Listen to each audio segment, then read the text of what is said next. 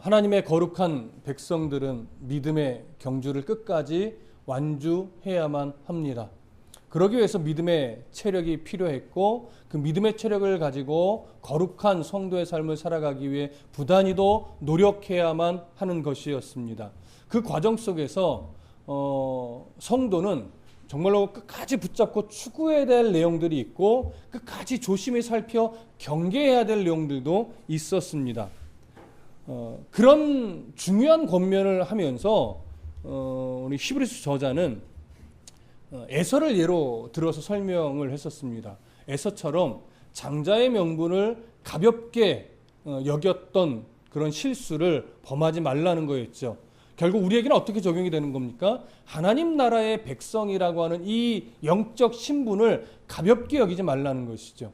그것을 가볍게 여기면 하나님을 믿는다 하지만 율법으로 돌아가고, 하나님 믿는다 하지만 우상 숭배로 돌아가고, 하나님 믿는다 하지만 자기 속에는 옳은 대로 그냥 성도의 모습은 전혀 갖지 않고 함부로 살아가는 삶이 될 수밖에 없기 때문에 그렇습니다. 그러면서 그렇게 하나님의 백성이라는 이 신분을 가볍게 여기는 성도가 되지 말라라고 하는 간곡한 권면을 히브리 저자는 했습니다. 그리고 나서 오늘은 그 권면들을 정리를 하면서 두 가지 비교를 크게 하나 해주는데, 시내산과 시온산을 비교합니다. 근데 시내산과 시온산을 비교한다는 것은 어떤 의미냐면, 시내산에서 주어진 옛 언약, 거기서 주어진 율법과 또 시온산으로 상징되는 새 언약, 새 언약은 결국 복음이죠. 이 두 가지를 비교하면서 우리들에게 주어진 이 새 언약이, 이 복음이 얼마나 소중한 것인가를 강조하면서 이제 결론 부분에 가서는 무엇을 우리에게 보여주냐면, 우리가 이미 누리고 있는 특권이 뭐냐, 그 특권을 놓쳐서는 안 된다. 그 특권을 끝까지 붙잡고 완주하여 더 확실하게 우리가 누릴 수 있어야 된다. 이 부분을 강조하면서 오늘 12장을 마무리하게 됩니다. 그런 내용들을 오늘 좀 살펴보려고 합니다. 먼저 첫 번째 단락을 보시죠. 18절부터 21절입니다. 자, 한 번 더 함께 있습니다. 18절부터 21절 시작. 너희는 만질 수 있고 불이 붙는 산과 침침함과 흑암과 폭풍과 나팔 소리와 말하는 소리가 있는 곳에 이른 것이 아니라, 그 소리를 듣는 자들은 더 말씀하지 아니하시기를 구하였으니, 이는 짐승이라도 그 산에 들어가면 돌로 침을 당하리라 하신 명령을 그들이 견디지 못함이라.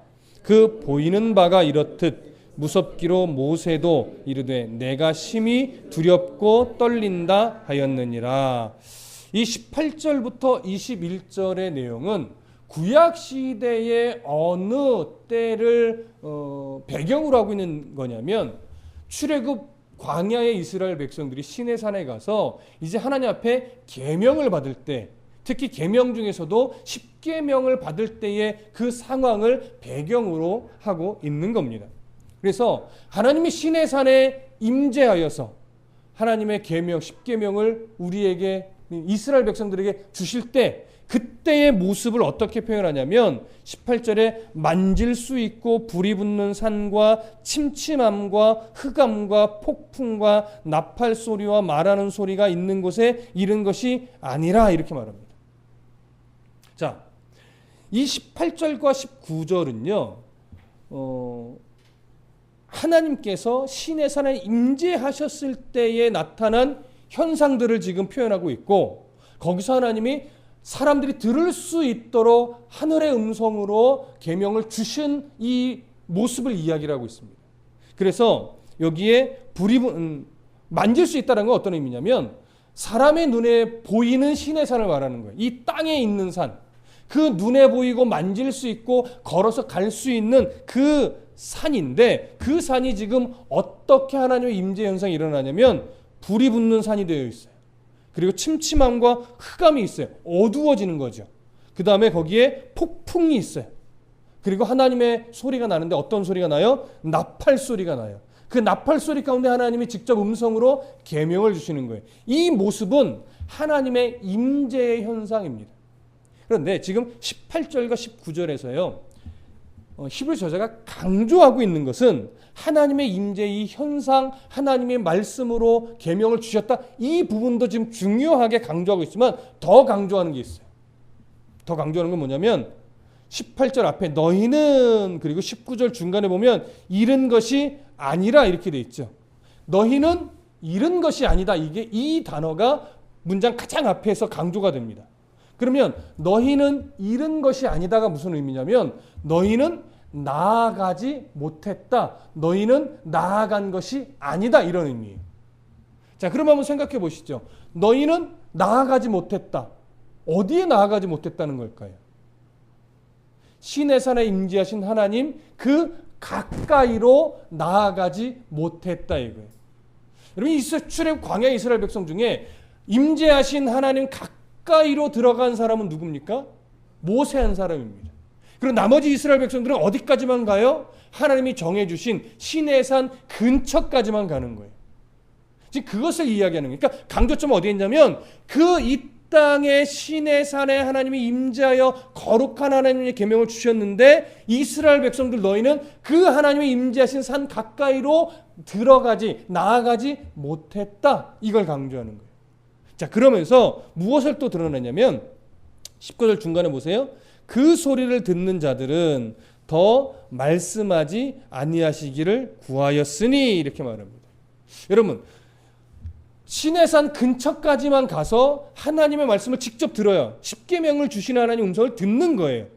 자, 근데 듣는 중에 이스라엘 백성들이 모세에게 뭐라고 말하냐면, 나중에 이제 십계명을 주시고 나서 모세가 내려왔을 때 하는 거죠. 그때 모세에게 백성들이 뭐라고 하냐면 하나님이 직접 우리에게 말씀하지 않게 해주십시오. 이렇게 요청을 했어요. 여러분 기억나시나요? 한번 찾아가 보시죠. 출애굽기 20장. 출애굽기 20장 18절 19절.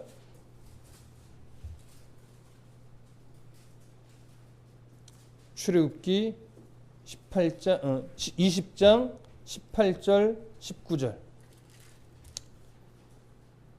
찾으셨나요? 자, 함께 읽습니다. 18절 19절 시작. 뭇 백성이 우레와 번개와 나팔 소리와 산의 연기를 본지라 그들이 볼 때에 떨며 멀리 서서 모세에게 이르되 당신이 우리에게 말씀하소서 우리가 들으리이다. 하나님이 우리에게 말씀하시지 말게 하소서 우리가 죽을까 하나이다.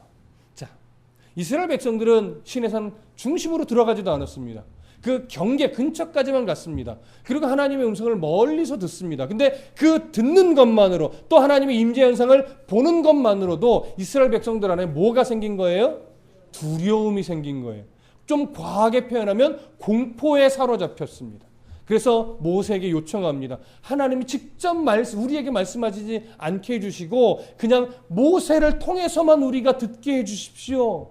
얼마나 두려웠든지 얼마나 공포에 사로잡혔든지 모세에게 이렇게 요청을 했던 겁니다. 근데 이 이유를 오늘 본문 20절에서는 이렇게 설명합니다. 이는 짐승이라도 그 산에 들어가면 돌로 침을 당하리라 하신 명령을 그들이 견디지 못함이라. 사실 더 이상 경계를 넘어 들어오지 말라라고 명령하신 건 하나님이에요. 그래서 그들은 하나님의 명령을 따라 경계를 넘어가지 않았습니다. 그럼에도 불구하고 그러니까 들어오면 죽는다는 말씀까지 하셨죠. 근데 단순하게 들어가면 죽을까 이것 때문만이 아니라 들리는 음성만으로도 보이는 하나님의 임재 현상만으로도 그들은 너무 무서운 거예요. 그래서 이런 요청을 하는 겁니다. 자, 그러면 한번 생각해 보십시오. 이스라엘 백성이 아니 사람이 거룩하신 하나님의 임재를 앞에 두고 그의 음성을 귀로 들으면서 두려워하게 된 이유가 뭡니까? 어느 때부터일까요? 바로 아담과 하와가 범죄한 이후부터죠. 범죄하기 전에는 하나님이 찾아오고 하나님과 대화하고 친밀하게 교제하는 것이 늘 즐겁고 기다리던 시간이었습니다. 그러나 범죄한 이후에 그가 죄의 올무에 사로잡히는 순간부터 하나님의 임재가 불편해지고 하나님의 음성을 직접 듣는 게 두려워져서 피하여 숨는 모습이었습니다. 바로 그 이후로부터 사람은 하나님의 거룩한 임재에 가까이 갈 수 없었고 그의 음성을 직접 들을 수 없었고 거룩하신 하나님을 두 눈으로 직접 볼 수 없었습니다. 그러니 지금 이 출애굽 광야의 이스라엘 백성들이 시내산 가까이 가지도 않았음에도 불구하고 그의 임재 현상과 들리는 음성만으로도 두려움에 사로잡힌 궁극적인 이유가 뭐겠습니까? 그들 안에 해결되지 못한 죄 때문입니다. 그 죄의 문제가 해결되어 있지 않았기 때문에 이스라엘 백성들은 하나님 앞에 임재하신 산 가까이로 들어갈 수 없었던 거예요. 그래서 오늘 히브리 저자가 강조하는 것은 뭐냐면 그들이 산 가까이로 하나님 임재하신 그 중심 가까이로 들어가지 못했다. 이 부분을 그래서 강조하는 겁니다. 왜요? 율법을 받았지만 율법으로 인해서 그들이 거룩하신 하나님께 가까이 가게 됐느냐? 그렇지 않다라고 하는 거예요. 받은 율법으로 인해서 너희들이 하나님의 음성 듣기를 즐거워할 수 있는 수준이 됐느냐? 그렇지 않다라고 하는 거죠. 하나님은 지금요, 히브리 저자는 왜 가까이 가지 못했느냐? 이걸 말하는 것이 아니에요. 사람은 하나님이 율법을 주셨지만 그 율법을 근거로 하여 하나님 가까이 나아갈 수 있는 존재가 아니라는 거예요. 그 율법을 근거로 하나님의 음성을 직접 들으며 즐거워할 수 있는 그런 자가 아니라는 거예요. 왜냐하면 율법이 죄를 해결해 주지 못하니까. 지금 그것을 강조하는 겁니다. 그런데 이스라엘 백성만이 아니라 하나님께 그래도 그들보다 가까이 갔던 모세는 하나님의 거룩하신 임재와 그의 음성 듣는 것이 안 두려웠을까요? 그럼 오늘 본문 다시 돌아가 보시면 21절 이렇게 말합니다. 그 보이는 바가 이렇듯 무섭기로 모세도 이르되 내가 심히 두렵고 떨린다 하였느니라. 모세는 아마 하나님께 가까이 나아갈 때마다 늘 마음에 두려움이 있었을 겁니다. 그러나 하나님이 사명이 있었고 부르셨기에 모세도 그 두려움을 참아내고 다른 사람은 죽지만 모세는 죽지 않게 하나님이 허락하셨기 때문에 그 특권을 가지고 하나님 앞으로 가까이 가서 그의 음성을 들어 전달하는 역할을 했지만 그도 늘 두려웠지요. 근데 성경은 모세가 가지고 있는 두려움을 여러 군데 표현하지는 않습니다. 어느 때 한 번 표현했냐면 이스라엘 백성이 금송아지를 숭배했을 때 그때 이 이스라엘 백성들 하나님 긍휼히 여겨 주십시오라고 하는 그 기도를 드리기 위해 하나님께 가까이 나아갔을 때 하나님의 진노하심을 그가 보면서 그 진노하심을 들으면서 모세도 두려웠었습니다. 그러니 모세가 하나님의 진노하심, 하나님의 그 모습을 보고 들으며 두려웠다는 건 모세도 어쩔 수 없는 죄인이었다라고 하는 겁니다. 모세가 특별히 예수 그리스도의 어떤 예표적인 역할을 감당하는 너무나 존귀한 자였지만 그럼에도 불구하고 그가 하나님을 직접 본 것은 아니었습니다. 그가 하나님의 음성을 정말 예수님처럼 친밀하게 들었던 것은 아닙니다. 왜냐하면 그도 죄인이었기 때문에. 그러니까 지금 이 시내산에서의 계명 이야기를 히브리 저자가 꺼내놓는 이유는 뭐냐면 율법으로서는 사람이 하나님과 가까이 갈 수 없으며 죄의 문제를 온전히 해결할 수 없고 그 하나님 앞에 두려워질 수밖에 없는 연약한 존재다라고 하는 것을 지금 강조하여 보여주는 겁니다. 그러면 이 시내산은 결국 우리가 알고 있다시피 시내산에서 주신 이 언약은 언약의 실체가 아니죠. 실체의 그림자일 뿐이라는 것을 우리는 여러 성경 곳곳을 통해서 배워왔습니다. 다만 이 율법의 역할은 실체이신 예수 그리스도가 오실 때까지 그를 예표하는 역할, 그 앞에서 우리가 얼마나 죄인인가를 지적해주는 역할, 그거밖에 안 되는 겁니다. 그래서 율법을 주신 이유를 명확하게 알면 나의 죄인임을 인정하고 이 죄 문제를 해결해 주러 오실 메시아를 고대하는 믿음으로 나아갈 수밖에 없는 거예요. 바로 그 믿음이 나중에 예수 그리스도 십자가에 죽어주셨을 때 그 보혈의 은혜가 소급되어 그 믿음에 적용이 되는 겁니다. 그래서 구약시대의 백성들도 무엇으로 구원에 이르는 거예요? 예수 그리스도의 보혈의 은혜로 구원에 이르는 겁니다. 우리는 이것을 이 안에서도 우리가 살펴볼 수 있습니다. 자, 이제는 히브리 저자가 이제 시내산의 이야기를 잠시 접고 시온산의 이야기로 넘어갑니다. 자, 22절부터 24절 함께 읽어보겠습니다. 시작. 그러나 너희가 이른 곳은 시온산과 살아계신 하나님의 도성인 하늘의 예루살렘과 천만 천사와 하늘에 기록된 장자들의 모임과 교회와 만민의 심판자이신 하나님과 온전하게 된 의인의 영들과 새 언약의 중보자이신 예수와 및 아벨의 피보다 더 나은 것을 말하는 뿌린 피니라. 자, 히브리 저자가 지금 언약의 실체이신 예수 그리스도로 인해서 새 언약이 주어진 시온산을 지금 말하고 있습니다. 시온산의 기본적인 이미지는 시내산과 정반대의 이미지라고 보시면 됩니다. 시온산은 바로 예수 그리스도를 상징합니다. 예수 그리스도께서 우리에게 주신 보혈의 은혜가 있는 그 자리를 상징합니다. 시온산은 어디에 있는 거냐면 예루살렘에 있는 산입니다. 다윗이 그 예루살렘을 정복하고 나서 그것을 수도로 삼았지요. 그러면서 그 예루살렘에 위치한 그 언덕이 시온산이고, 그 시온이란 이름 자체가 그 도성뿐만 아니라 산을 포함하는 예루살렘 전체 지경을 또 시온이라고 부르게도 됐습니다. 그러면서 이 시온에서 예수님이 뭘 하신 거예요? 십자가에 달려 죽어주심으로 말미암아, 또 3일 만에 부활하심으로 말미암아 구원이 성취된 곳이죠. 그래서 이 시온에서 뭐가 이루어진 거예요? 복음이, 구원이 이루어지고 새 언약이 주어진 것입니다. 그래서 시온이란 이미지는 기본적으로 뭘 상징하느냐? 구원을 상징하고 예수 그리스도의 십자가의 은혜를 상징하고 하늘의 예루살렘을 상징하는 겁니다. 그래서 오늘 우리가 읽은 22절부터 24절은 그 시온이 상징하는 바를 쭉 설명을 합니다. 자, 가장 먼저 설명하는 것이 뭐냐?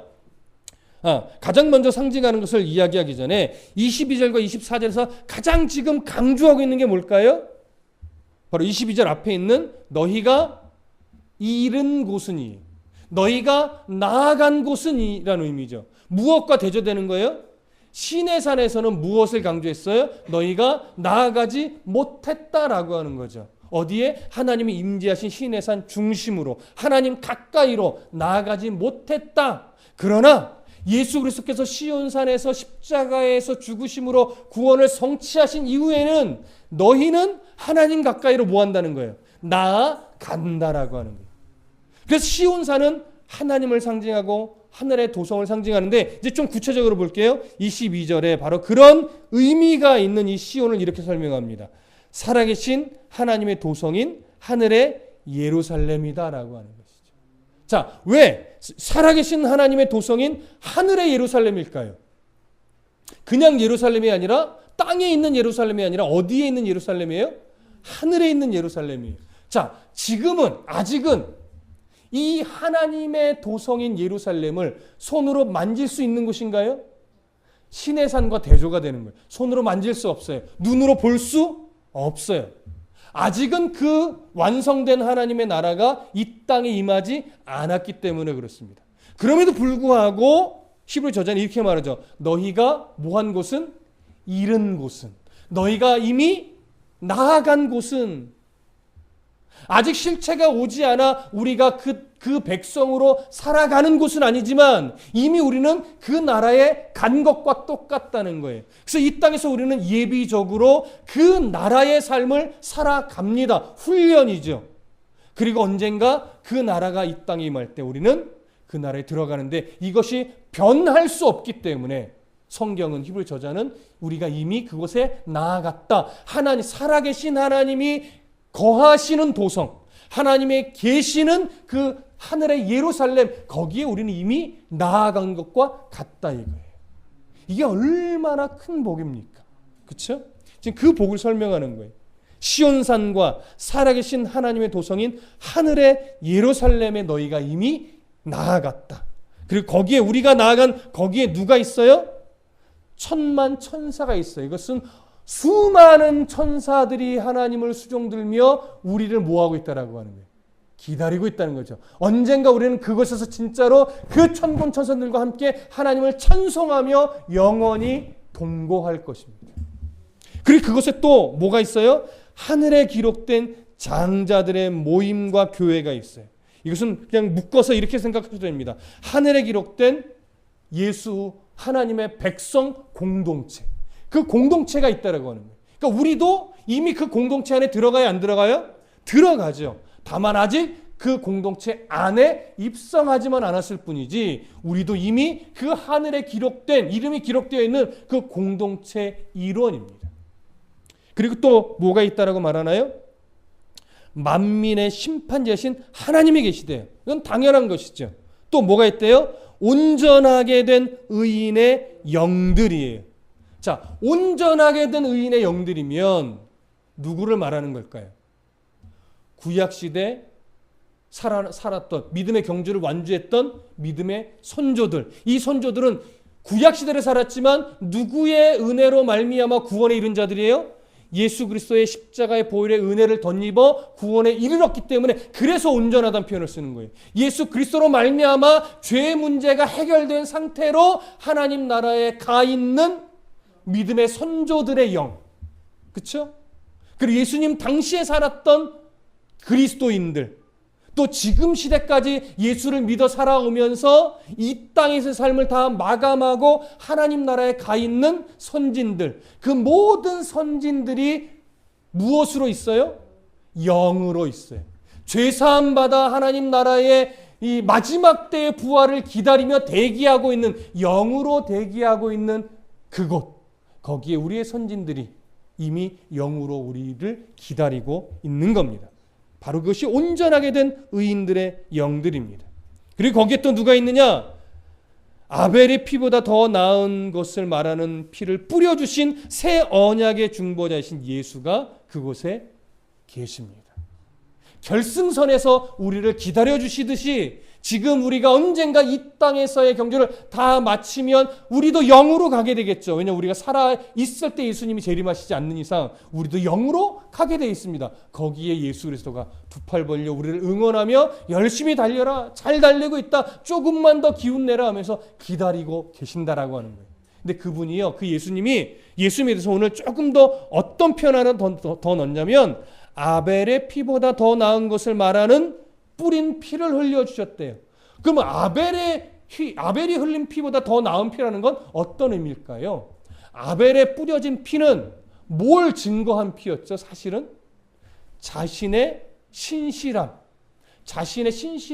증거하는 피였어요. 울부짖었다고 되어 있죠. 근데 예수 그리스도의 피는 어떤 피입니까? 자기의 신실함을 증거하는 피예요? 아니죠. 물론 하나님의 신실함도 드러내고 자신의 신실함도 드러내지만 더 중요한 건 우리들의 죄를 말갛게 씻어주시는 피였어요. 우리를 구원에 이르게 하는 피였어요. 그렇기 때문에 아벨의 피보다 훨씬 더 나은 피죠. 그 피를 흘려주시고 우리를 기다려주시는 예수 그리스도가 바로 그곳에 계시는데 우리는 이미 그곳에 간 자와 같습니다. 그것에 대한 증거가 뭡니까? 우리는 지금도 기도 가운데, 말씀 가운데, 때로는 환상 가운데, 우리는 환상을 부인하지는 않으니까 누구를 직접 만납니까? 하나님을 직접 만납니다. 그의 음성을 듣습니다. 물론 구약시대처럼 소리로 듣는 것은 아닙니다. 깨달음으로 듣기도 합니다. 때로는 환상 중에 듣기도 합니다. 말씀 가운데, 기도 가운데, 때로는 살아가는 중에, 때로는 환경을 통해서, 때로는 누군가의 입술을 통해서 우리는 늘 하나님을 만나고 하나님과 동행하고 그 음성을 들으며 때로는 책망도 받고 때로는 위로도 받고 때로는 용기도 받으며 그렇게 살아가고 있습니다. 그러니까 어떤 사람이 가장 불쌍한 사람이냐? 예수를 믿어 구원의 백성임에는 틀림이 없는 것 같은데 일상의 삶 속에서 예배 가운데 기도 중에 하나님을 만나지 못하고 아직까지도 자기 소견에 오른 대로 그냥 세상에서 함부로 그냥 살아가는 사람이 어떻게 보면 가장 불쌍한 사람이에요. 빨리 나를 구원하신 예수 그리스도를 일상의 삶 속에서 우리가 늘 드리는 예배 가운데, 늘 드리는 기도 가운데 하나님의 음성을 들을 수 있는 믿음의 성숙함이 필요하고 하나님의 마음을 깨달아 알아가는 신앙의 실력이 필요할 텐데 그게 아직 없으니 얼마나 안타까운 인생입니까? 그래서 더 몸부림쳐야 되고, 그래서 더 깨어서 기도하려고 애써야 되고, 말씀의 자리에, 기도의 자리에, 그래서 빠지지 말고 나오려고 애써야 되는 거예요. 왜요? 그런 과정을 통해서 하나님은 우리의 마음 가운데 역사하시고 우리의 심령의 문을 활짝 열어주시기 때문에. 그러니 예배의 자리에 힘써 나오시는 여러분들의 모습이 얼마나 귀합니까? 어떻게든 하나님의 마음을 깨달아 알려고 말씀에 귀를 기울이고 눈을 고정하고 하나님 엎드려 기도하는 여러분들이 얼마나 귀합니까? 그 발걸음이 분명 누군가에게 선한 영향력으로 그러니까 영향을 미칠 것을 저는 확신합니다. 지금처럼 잘 가주십시오.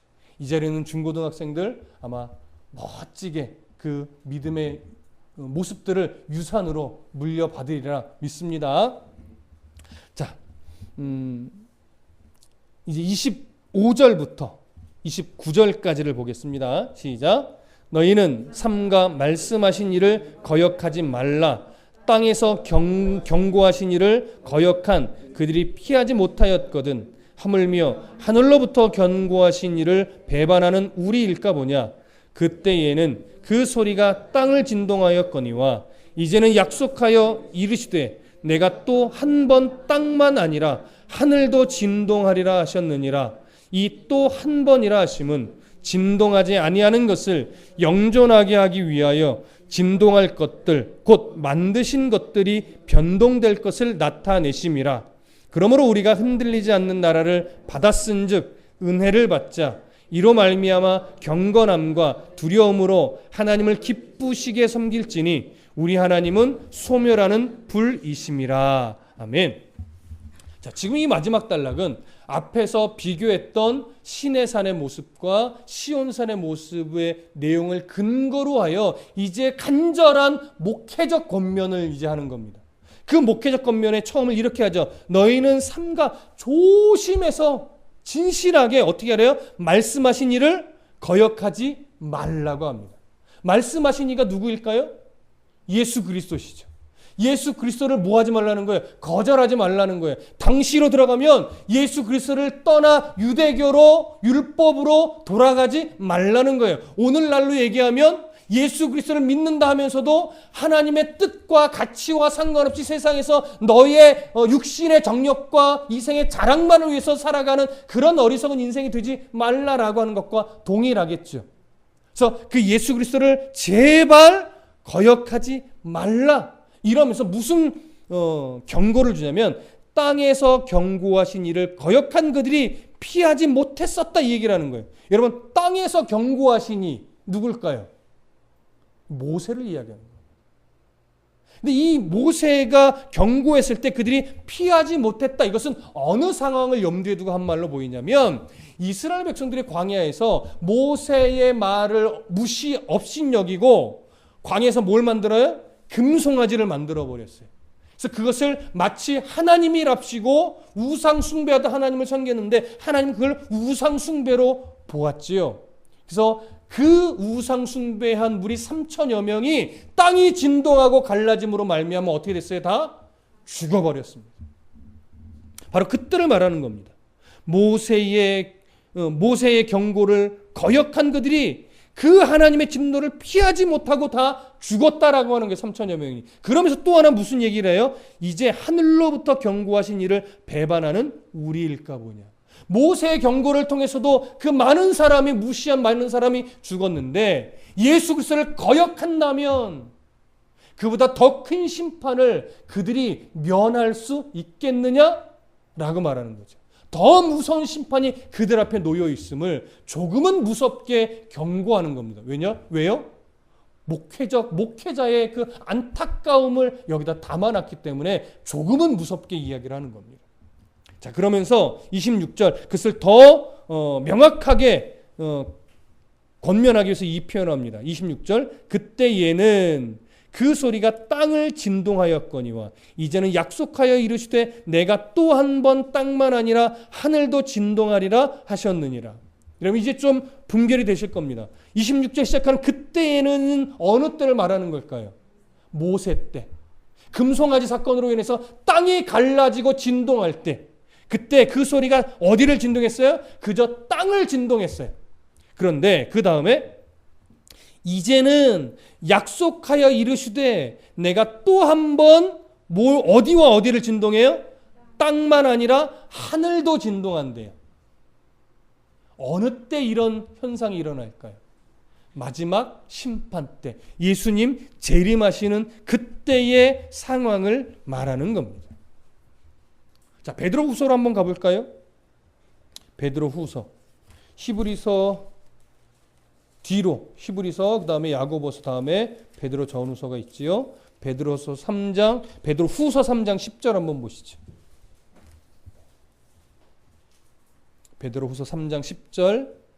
자, 찾으셨으면 함께 읽습니다. 시작. 그러나 주의 날이 도둑같이 오리니 그날에는 하늘이 큰 소리로 떠나가고 물질이 뜨거운 불에 풀어지고 땅과 그 중에 있는 모든 일이 드러나리로다. 여기서도 명확하게 말합니다. 하늘도 진동하고 땅도 진동하는 겁니다. 마지막 때. 그때까지 예수를 거절한 자들에게는 더 이상 기회가 있나요? 없지요. 그래서 무서운 경고인 겁니다. 그러나 예수 그리스도를 구주로 믿고 살아가는 자들에게는 이 때가 무서운 때인가요? 소망의 때인가요? 우리들에게는 소망의 때입니다. 계시록이 그것을 강조하고 있죠. 예수를 믿는 자들에게는 마지막 때를 겁낼 필요가 없다. 그때는 소망의 날이고 희망의 날이고 평안의 날이다. 가장 기쁜 날이다. 그때를 두려워하지 말라. 이것이 요한복음의 주된 메시지입니다. 자, 베드로후서 3장 11절부터 13절은 그 희망의 날, 소망의 날을 이렇게 설명합니다. 이어서 좀 보실까요? 베드로후서 3장 11절부터 13절 시작. 이 모든 것이 이렇게 풀어지리니 너희가 어떠한 사람이 되어야 마땅하냐? 거룩한 행실과 경건함으로 하나님의 날이 임하기를 바라보고 간절히 사모하라. 그날에 하늘이 불에 타서 풀어지고 물질이 뜨거운 불에 녹아지려니와 우리는 그의 약속대로 의가 있는 곳인 새하늘과 새 땅을 바라보도다. 우리가 살아가야 될 삶의 태도지요. 이런 너무나 좋은 말씀 나옵니다. 11절 다시 보세요. 이 모든 것이 이렇게 풀어지리 너희가 어떤 사람이 되어야 마땅하냐? 거룩한 행실과 경건함으로 하나님의 날이 임하기를, 마지막 때 예수님의 재림의 때를 바라보고 간절히 사모하라 이거예요. 거룩한 행실과 경건함으로. 또 그날에 하늘이 불에 타서 풀어지고 물질이 뜨거운 불에 녹아지겠지만 우리는 그의 약속대로 의가 있는 것인 새하늘과 새 땅을 바라보면 된다 이거예요. 바라보면. 다시 오늘 본문으로 돌아올까요? 그 표현이 똑같이 담겨 있죠. 자,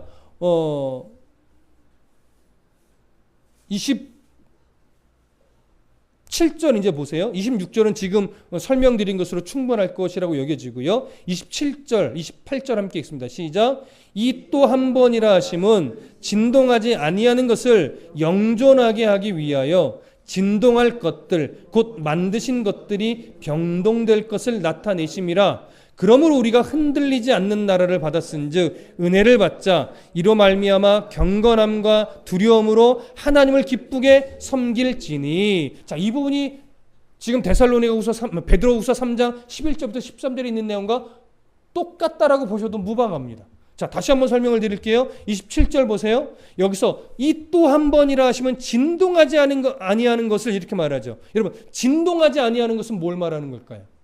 우리가 이미 받은 새하늘과 새 땅, 그 나라를 말합니다. 새하늘과 새 땅, 진동하지 아니하는 것을 영존하게 하기 위해서. 영존하게 한다는 건 뭡니까? 영원히 존재하게 하기 위해서. 이건 쉽게 풀어낸 것이고요. 우리 식으로 표현하면 그것에서 우리가 영원히 행복하게 주님과 살아가게 하기 위해서, 이런 의미죠. 자, 그 다음에 그러기 위해서 어떻게 하느냐? 진동할 것들. 진동할 것들은 뭐겠습니까? 하늘과 땅 사이에 있는 모든 피조세계. 하나님이 처음 창조하신 이 피조세계를 말하는 거예요. 진동할 것들, 곧 만드신 것들이 뭐한다요? 변동될 것임을 나타내심이라. 자, 저를 보세요. 중요한 얘기를 좀 하겠습니다. 이미 만들어진 피조세계가 어떻게 된대요? 여기 보니까 변동된대요. 변동된다라고 하는 이 말은요, 어떤 의미가 있냐면 두 가지 의미가 같이 함께 있는데, 하나는 제거된다라는 의미가 있어요. 또 하나는 변화된다라고 하는 의미가 있어요.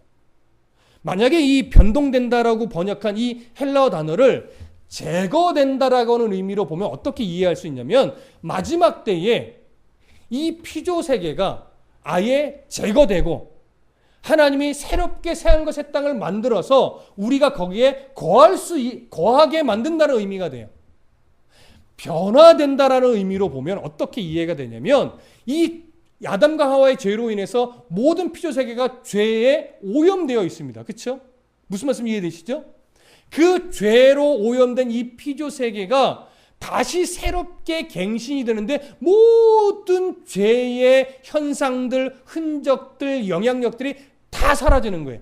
그래서 새롭게 된 이 땅에 뭐가 임재하는 거예요? 새하늘과 새 땅이 임하는 거예요. 그러니까 거기에는 새롭게 만들어서 이 땅에 뚝 떨어지는 것이 아니라 그 새롭게 된 이곳에 새하늘과 새 땅의 그 통치, 하나님의 임재가 이 땅에 임한다는 의미가 되겠죠. 그러면 이 제거된다는 의미와 변화된다는 의미는 약간 마지막 때를 이해함에 있어서 조금 달라요. 어떻게 이해가 되든 문제는 됩니까? 안 됩니까? 문제는 안 됩니다. 여러분, 이 피조 세계가 없어지고 제거가 되고 새하늘과 새 땅에 우리가 가서 영원히 행복하게 살아도 문제가 안 되고 이 땅의 죄악들이 다 없어지고 에덴 때와 방불한 그 아름다운 나라로 변화되어 이곳에서 하나님과 함께 동일하게 영원히 살아간다 해도 문제가 전혀 없단 말이에요. 그래서 지금도 이 두 가지의 견해는 갈라져 있습니다. 그러니까 어떤 견해로 따라가도 문제가 안 되지만 우리가 요한계시록을 강의할 때 우리는 어떻게 정리했었죠? 기억나시나요? 갱신의 개념으로 우리는 이해를 했습니다. 여러 가지 내용들이 어떤 시선으로 보면 제거되고 새롭게 만들어지는 것 같은 내용도 있고 새롭게 죄가 물러나고 없어지고 새롭게 갱신된 지구에서 새하늘과 새 땅의 삶을 살아가는 내용도 있습니다.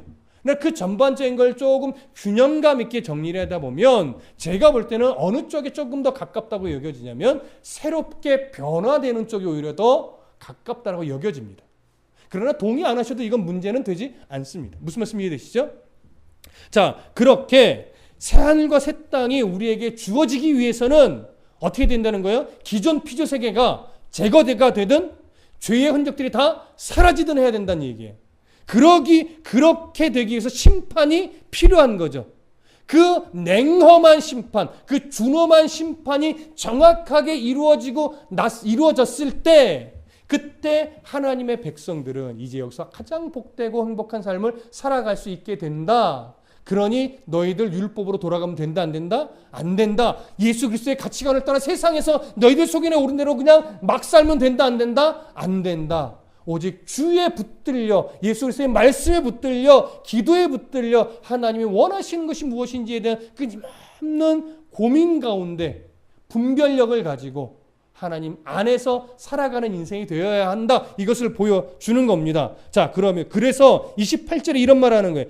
그러므로 그 땅이 변화되거나 제거가 돼서 새하늘과 새 땅이 임할 것이기 때문에 그러므로 우리가 뭐하지 마자? 우리가 흔들리지 않는 나라를 뭐했은즉?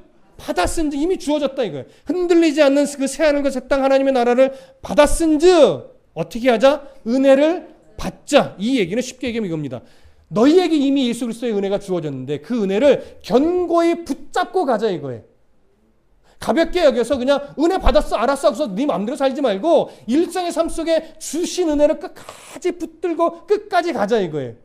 무슨 말씀이 이해되시죠? 그 다음에 은혜를 견고히 붙잡고 가자. 이로 말미암아 경건함과 두려움으로 하나님을 기쁘게 섬기자.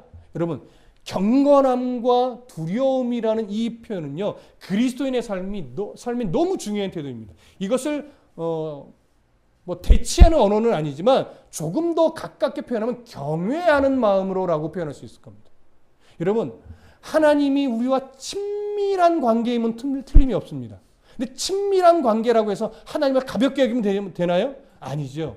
하나님 앞에 우리는 두렵고 떨리는 마음으로 하나님을 사랑해야 됩니다. 그분의 말씀 앞에 우리의 삶을 더 내어드릴 수 있도록 두렵고 떨리는 마음이지만 그 누구보다도 친밀한 관계를 유지하며 하나님 손 꼭 붙잡고 우리는 믿음의 경주를 끝까지 달려가야 됩니다. 그 그 삶이 기쁜 거예요. 그러니까 그렇게 살아가는 것을 슬퍼하지 말라 이거예요. 하나님과 함께 두렵고 떨리는 마음으로 그의 은혜를 붙잡고 달려가는 그 길이 분명히 힘들 거다 이거죠. 분명히 때로는 어려운 상황도 있을 거다 이거죠. 그렇지만 하나님 나라가 이미 너의 것인즉 그 나라가 올 때까지 이 믿음의 경주에서 힘들고 어려워도 끝까지 그 손 붙잡고 믿음의 경주 끝까지 달려가야 된다라고 하는 사실을 오늘 28절이 강조하는데 거기에 더 긴장감을 불어넣기 위해서 경건함과 두려움으로 하나님을 기쁘게 섬겨야 된다 이 말하는 겁니다. 마지막 결론이 이거 29절. 왜냐? 우리 하나님은 소멸하는 불이시기 때문입니다. 여러분, 소멸하는 불이라는 건 사실은 무서운 표현입니다. 하나님의 심판이 얼마나 엄중하고 얼마나 단호한 심판인지를 이야기하는 겁니다.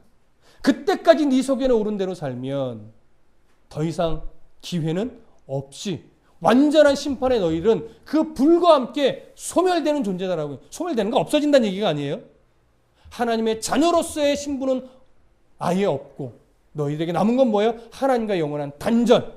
그 지옥에서의 그 단절의 고통 속에서 살게 되니 그러한 삶을 살지 않도록 소멸하는 불이신 하나님을 생각하면서 두렵고 떨리는 마음으로 경건함과 두려움으로 하나님을 섬겨 은혜를 견고히 붙잡고 끝까지 달려가는 인생이 되어야 한다라고 하는 것, 오늘 12장의 마지막 권면으로 히브리서 저자가 우리에게 주는 말씀입니다.